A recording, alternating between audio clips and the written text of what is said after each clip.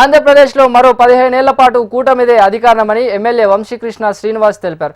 Greater operation పూర్తి చేశామని, ఇక ఈ 4 ఏళ్లలో జరిగిన అక్రమాలపై ఫోకస్ పెడతామన్నారు. విశాఖ నగరపాలక సంస్థపై కూటమి జెండా ఎగరగానే వైసీపీ కార్పొరేటర్లందరూ కూటమిలోకి వచ్చేందుకు సిద్ధమయ్యారని అంటున్న ఎమ్మెల్యే వంశీకృష్ణ శ్రీనివాస్తో మా విశాఖ ప్రతినిధి Anuradha face to face. Operation complete అయింది. కూటమి మొత్తానికి మేయర్ మీద అవిశ్వాస తీర్మానం పెట్టేసినట్టే. అయితే దీనికి సంబంధించి చాలా క్రియాశీలకంగా ఎమ్మెల్యే వంశీకృష్ణ కూడా ఇక్కడ వ్యవహరించారు. మొత్తానికి ఈ 4 ఏళ్ల పాలన మీద కూడా మరి వాళ్ళ యొక్క కార్యాచరణ ఎలా ఉండబోతుంది, దీనికి సంబంధించి ఒకసారి ఎమ్మెల్యే గారితో మాట్లాడదాం. సార్, ఆల్రెడీ కూటమి ఆపరేషన్ అనేది కంప్లీట్ అయింది. అవిశ్వాస తీర్మానానికి సంబంధించి కలెక్టర్తో మాట్లాడడం జరిగింది. ఏంటి సార్, ఏం చెప్పాలంటే? ప్రజా తీర్పుకు అనుకూలంగా పరిపాలన ఉండాలన్న ఒక ఉద్దేశంతో ఇవాళ రాష్ట్ర వ్యాప్తంగా ఉన్న మేయర్లు కానీ, జడ్పీ చైర్మన్లు కానీ, లేకపోతే మున్సిపల్ చైర్మన్లు కానీ అందరూ కూడా ఉండాలన్నదే ఒక లక్ష్యం. ఎందుకంటే ఇవాళ అభివృద్ధి జరగాలంటే ఎవరు అడ్డంకులు ఉండకూడదు. సో ప్రజల తీర్పుకు అనుకూలంగా కూడా అందరూ ఉండాలని ఇవాళ కార్పొరేటర్స్ కానీ, అక్కడ ఉన్న మేయర్లు కానీ డివిజన్లో కోరుకుంటున్నారు. పాపం వాళ్ళు కోరుకున్నా కూడా వాళ్ళ నాయకుడు ఒప్పుకోకపోవడం వల్ల వాళ్ళ పదవులు అలా ఉండిపోయారు. ఎవరైనా ప్రజా తీర్పు వ్యతిరేకత వచ్చినప్పుడు ప్రజలకు అనుకూలంగా అందరు రిజైన్ చేస్తారు. మాకు ఇంత వ్యతిరేకతమైన తీర్పు వచ్చింది కాబట్టి మేము ఈ పదవులు ఉండకూడదని. వాళ్ళు చేయలేదు కాబట్టి వాళ్ళు మేమే వాళ్ళతో చేయించే పరిస్థితి తెచ్చుకున్నారు. సో ఖచ్చితంగా రాష్ట్ర వ్యాప్తంగా ఉన్న మేయర్లు, డిప్యూటీ మేయర్లు అన్నీ కూడా మారబోతూ ఉన్నాయి. త్వరలోనే విశాఖపట్నం అభివృద్ధిలో మేము అందరం భాగస్వామ్యం కాబట్టి అటు మేయరు, డిప్యూటీ మేయర్ అన్నీ కూడా ఎన్డీఏ కూటమి క్యాండిడేట్లు ఉండాలని చెప్పేసి మేము మనస్ఫూర్తిగా కోరుకొని మేము అందరం కూడా ఇవాళ ఇలాంటి పరిస్థితికి కారణమైందన్న విషయాన్ని మీకు తెలియజేస్తా ఉన్నాం. సార్, అంటే ఈ 4 ఏళ్లలో చాలా అక్రమాలు జరిగాయి అనేది సుస్పష్టంగా చాలా మంది ఆరోపణలు చేశారు. చాలా బలమైన ఆరోపణలు ఉన్నాయి.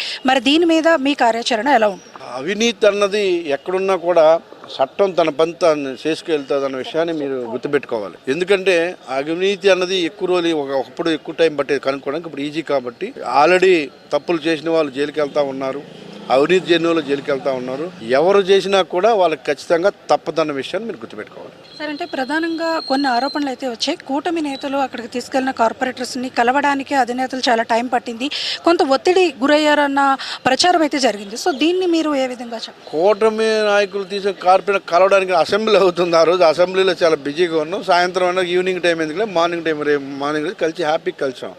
మీరు ఒకటి గుర్తుపెట్టుకోండి, జగన్మోహన్ రెడ్డి గారి లాగా ప్యాలెస్కి పరిమితం అవ్వలేదు. ఇవాళ చంద్రబాబు నాయుడు గారు కానీ, లోకేష్ గారు కానీ, పవన్ కళ్యాణ్ గారు కానీ అలా వెళ్తే డైరెక్ట్గా వెళ్ళి కలవడం, బుధమే చేసి హ్యాపీగా మేము ఎంత హ్యాపీగా ఉన్నామంటే ఆ ప్యాలెస్ రాజా మహారాజుని కలవాలంటే 5 సంవత్సరాలు పట్టింది నాకు. ఇక్కడ 5 నిమిషాలు కలుస్తున్నాం ఆ నాయకుల్ని.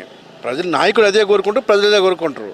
ప్రజలు కోరుకునేది ఏం కోరుకుంటారు? నాయకుడు అందుబాటులో ఉండాలి, ప్రజాక్షేత్రం నుంచి రావాలి తప్ప ప్యాలెస్ నుంచి రాకూడదు.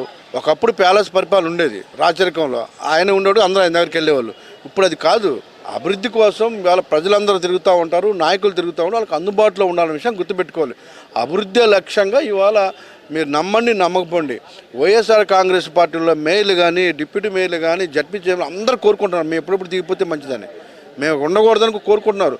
ఆయనే బలవంతంగా వాళ్ళు ఉంచుతున్నారు కాబట్టి వాళ్ళు కూడా స్వేచ్ఛగా దిగిపోతూ ఉన్నారు, ఎటువంటి ఇబ్బందులు లేకుండా.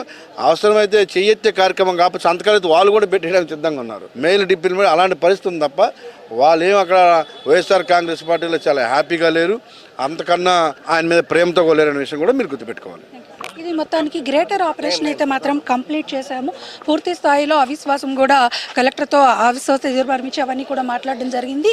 మరి మేయర్ పీఠాన్ని కొత్తగా కూటమి నేతలు అధిష్ఠించబోతున్నారు కాబట్టి విశాఖ అభివృద్ధి అనేది చాలా స్పష్టంగా ఏడాది కాలం పరుగులు పెడుతుంది అని మేమంతా కూడా విశ్వసిస్తున్నామని అంటున్నారు. మొత్తానికి గ్రేటర్ ఆపరేషన్ అయితే మాత్రం చాలా సక్సెస్ఫుల్గా కంప్లీట్ చేయగలిగామని మాత్రం వాళ్ళంతా కూడా ఒక విశ్వాసంతో చెప్తూ ఉన్నారు. వీడియో జర్నలిస్ట్ ధనుష్తో అనురాధ, HM TV, విశాఖపట్నం.